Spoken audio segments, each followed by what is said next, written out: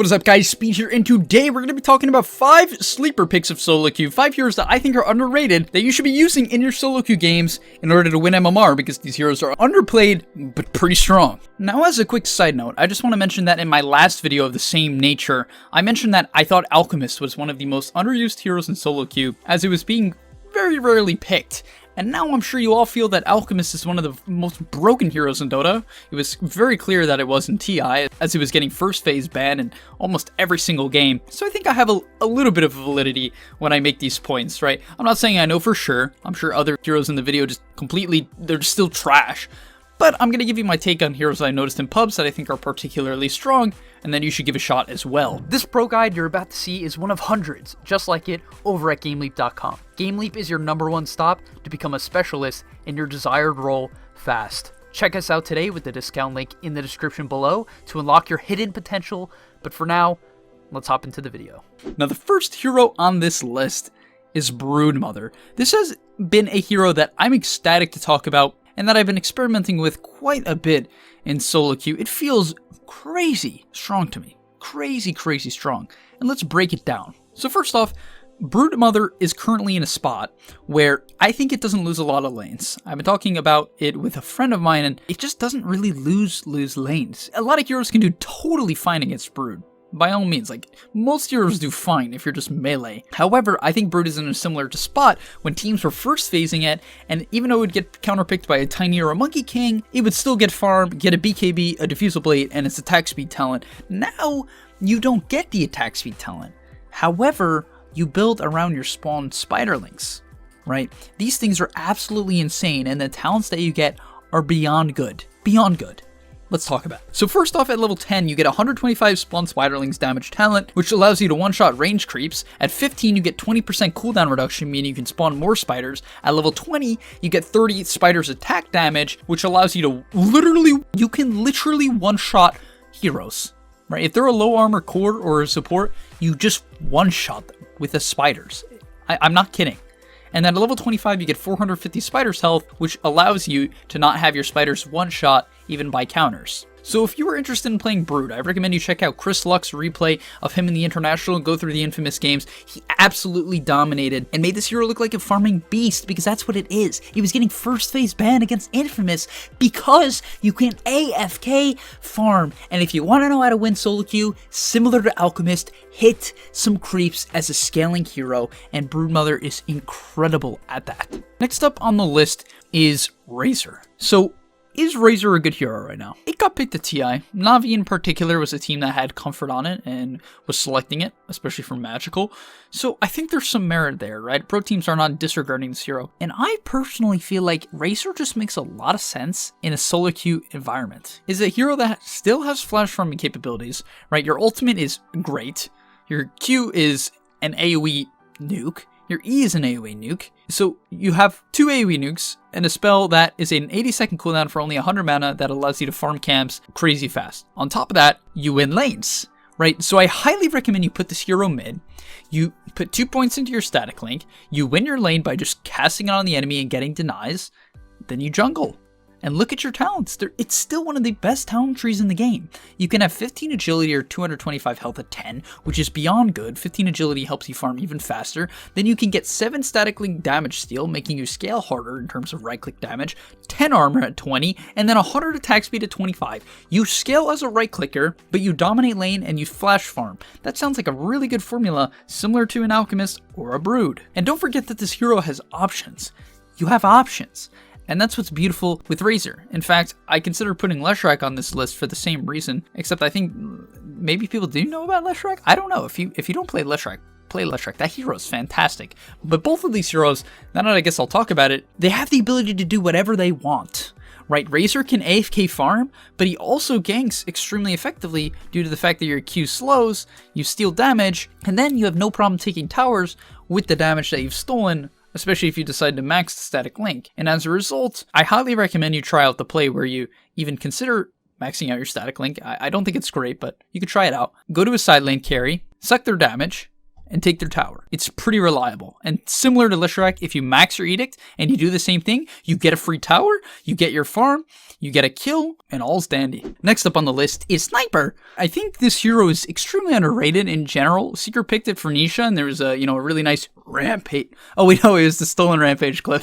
My bad. Stolen Rampage, where Zai sniped his rampage last second. But why is Sniper good in solo queue? Because he can buy a Midas. What does that mean? Every hero can buy Midas speed. That makes no sense. Who cares? In fact, won't Sniper just die if he buys a Midas? Well, yeah, he actually might die. You have to pretty good positioning. But at level 10, you have 25% cooldown reduction. 25%. That is a huge number. That's a big number, guys.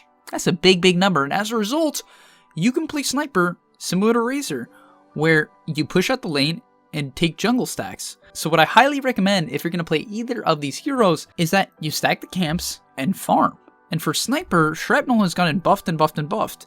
It is only a 40-second cooldown now, the charges. It used to be, I think, like 55. It's 40 now. It does a ton of damage and allows you to flash farm. And with the cooldown reduction talent, it goes down to 30. All of a sudden, you have a spell that takes stacks, can take a full stack and push in an entire creep wave that you can cast from super long range on a 30-second cooldown. And you have 3 of them. So if you're talking about a flash farmer, Sniper is up there. This hero has high potential to become one of the highest GPM heroes in Dota, as well as XPM, and you scale well, right? Like, you're just a hard-hitting right-clicker. I genuinely think Sniper's good for this exact reason. And you notice, hopefully at this point, you'll see the trend of kind of what my general belief is for gaining MMR, if that's your only main goal. It's the ability to have options or AFK farm, right? These heroes AFK farm. And sorry if you kind of don't want to hear that. Like, I know a lot of players, they want to play fast Dota and they want to run around and make moves. But you have to understand, even teams at TI, they constantly would have one hero AFK farm. Anna would do that in a lot of games. Not every game, but a lot of games.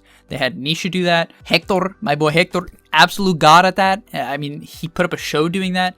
So this formula works in pro games, and I think it works specifically well in pubs. But now let's move on to something a little bit different. And that hero would be Lena, but as a position 4. Why do I think this hero is good? Because it dominates lanes and scales, right? So Lena in particular is one of the highest attack ranges in Dota, and as a result, you sit in the trees and you auto-attack the carry. Listen to me, auto-attack the carry, stun, just use all your mana, stun and auto-attack the carry. That is it. Do nothing else. Do nothing else. Just that. Buy a Bassi, so these are your starting items, 6 Tangos, a Sage's Mask, and a Fairy Fire. Auto-attack the carry, buy a Ring of Bassi, and you should win your lane. If you genuinely listen to me and don't get distracted on hitting the carry, I think you'll do better than you think. I genuinely believe that. And the other half is that you kill creep waves very quickly. So you're going to have only 1 point in your passive and then max out your stun and your nuke, right? And as a result, you farm very fast. In fact, you can take jungle camps with only 1 point in your passive, meaning if every lane is getting farmed, which rarely is the case, I highly recommend you look for a lane, you can still jungle. But no joke, you can get highest GPM on Lena 4. It's entirely possible. And as a result, if you're not playing this hero and you're a pause 4 player and you're just on your Invoker hype train, or you're stuck on playing your Rubik with your fancy little Arcana, I highly suggest you give her a go, you go for an Aether Lens, you rush your Aether Lens, then you can either go for a Eul's, a Shadow Blade, an Ags. You can kind of go down different routes actually. And yeah, you just push in creep waves and burst people in team fights. It's very effective, especially with your level 10 cast range. You cast nukes from across the map. And finally, the last hero on this list is Tidehunter. So why is Tidehunter good? At TI, this hero was getting picked, it felt like every game.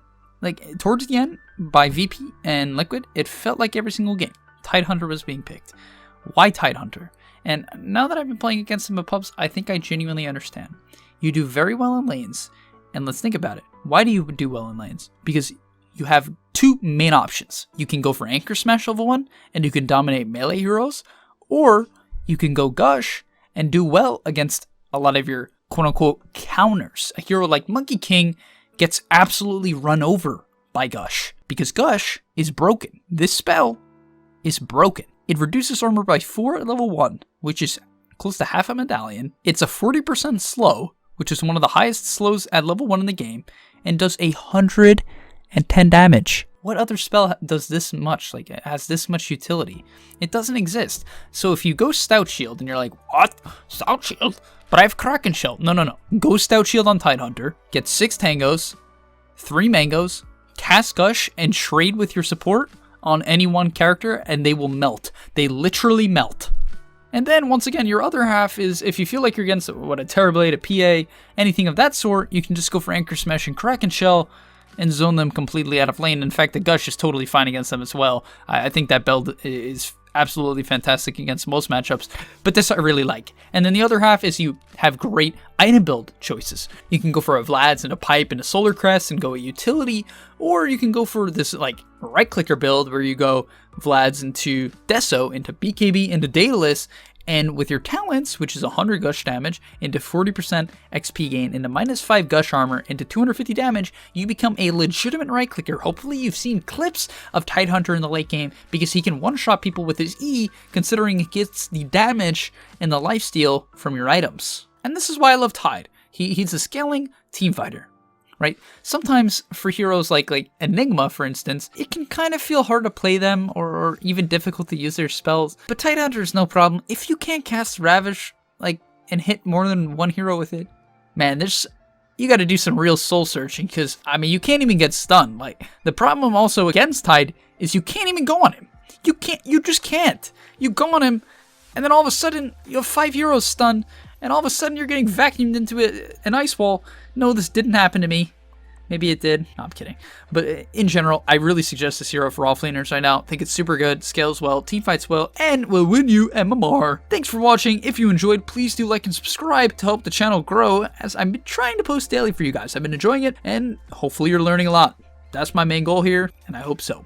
I really do. Are you tired of being hard stuck at your rank? Over at gameleap.com, we have a library of hundreds of guides authored by pro players and coaches covering literally every aspect of Dota. Whether you're looking to master a new hero or role, or just polish up your existing skills, GameLeap is the proven place for competitive gamers to hone their craft and unlock their secret potential. Hit the link on screen right now to take advantage of our special offer for a 25% discount, guys. 25%, and start your journey today.